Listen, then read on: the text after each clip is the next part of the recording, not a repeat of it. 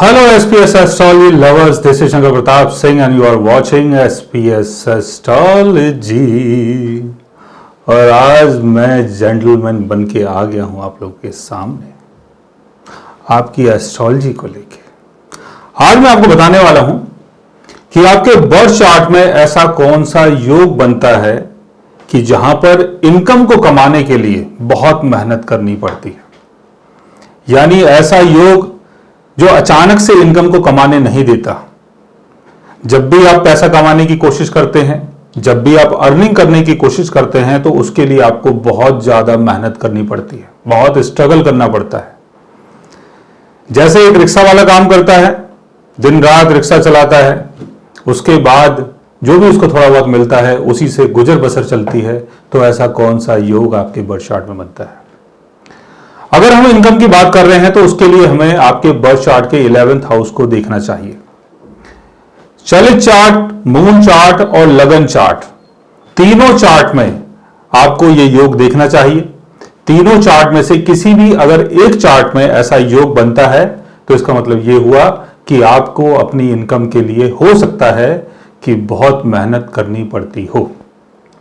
तो चलते हैं बोर्ड की तरफ, और ये है आपका लगन चार्ट, मून चार्ट, चलित चार्ट। इसमें जो इनकम का जो खाना है वो है आपका 11th हाउस।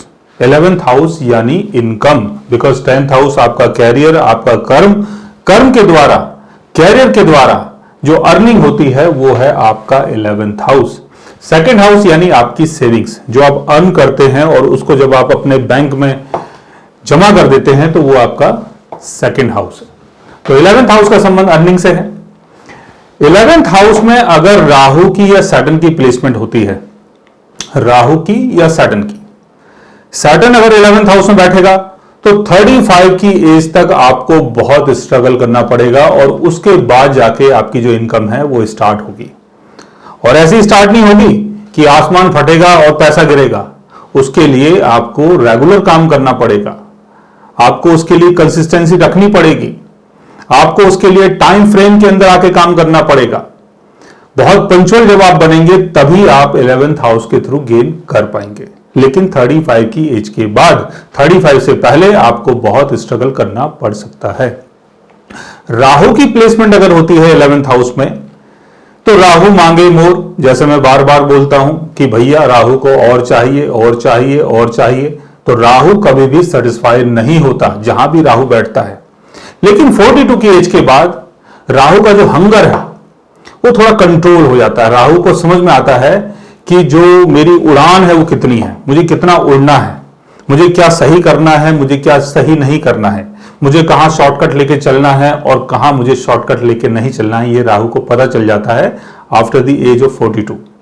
तो after the age of 42 Rahu बहुत मैच्योर हो जाता है। और अगर राहु की प्लेसमेंट 11th हाउस में होती है तो 11th हाउस जो है वो गेन का हाउस है। राहु यहां पर मासिव गेन करवाता है, लेकिन उसके लिए 11th हाउस के लॉर्ड की पोजीशन का अच्छा होना बहुत जरूरी है। दोनों सूरतों में, चाहे सैटर्न हो चाहे राहु हो, 11th हाउस का लॉर्ड अपनी अच्छी पोजीशन में होना चाहिए, तभी आपको गेन होता है। अगर 11th हाउस का लॉर्ड कम्बस्ट हो जाता है, वीक पोजीशन में होता है, केतु के साथ होता है, 6th हाउस में, 8th हाउस में, 12th हाउस में, तमाम हाउसों में अगर होता है तो इनकम को लेके बड़ा स्ट्रगल करना पड़ता है। तो राहु अगर यहां पर बैठता है तो 42 की एज तक आपको स्ट्रगल करना पड़ता है। और अगर यहां पर सैटर्न है और राहु का एस्पेक्ट अगर सैटर्न के ऊपर पड़ जाता है, जैसे राहु अगर यहां पर है, सैटर्न यहां पर है, तो राहु का 5th एस्पेक्ट आपके सैटर्न के ऊपर, राहु अगर यहां पर है तो राहु का 9th एस्पेक्ट आपके सैटर्न के ऊपर, राहु अगर यहां पर है और उसके ऊपर अगर सैटर्न का एस्पेक्ट पड़ जाता है, जैसे सैटर्न की प्लेसमेंट अगर यहां पर है तो सैटर्न यहां से राहु को देखेगा, सैटर्न अगर यहां पर है तो यहां से भी सैटर्न राहु को देखेगा, और सैटर्न अगर यहां पर है 7, 8, 9, 10, हां, तो यहां पर अगर सैटर्न है तो यहां से सैटर्न आपके राहु को 11th हाउस में देखेगा। इसका मतलब यह हुआ कि सैटर्न और राहु का एस्पेक्ट अगर 11th हाउस के ऊपर पड़ता है, या राहु के ऊपर अगर सैटर्न का एस्पेक्ट पड़ता है, या सैटर्न के ऊपर अगर राहु का एस्पेक्ट पड़ता है, तो 42 की एज तक बहुत स्ट्रगल करना पड़ता है। उसी के बाद आपकी जो इनकम है वो प्रॉपर तरीके से बन पाती है। लेकिन उसके लिए 11th हाउस के लॉर्ड की पोजीशन का अच्छा होना बहुत जरूरी है।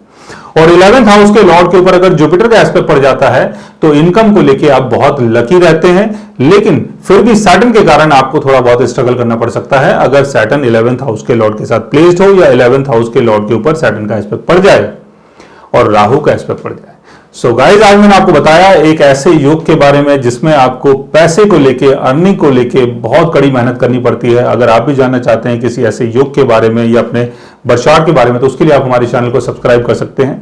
और अगर आप हमसे बात करना चाहें, कंसल्ट करना चाहें, पर्सनली हमसे मिलना चाहें, तो आप हमारी वेबसाइट के थ्रू, हमारे ऐप के थ्रू हमसे मिल भी सकते हैं, बात भी कर सकते हैं, और गाइज आप हमसे कंसल्ट भी कर सकते हैं। So guys, take care, love you all and good bye.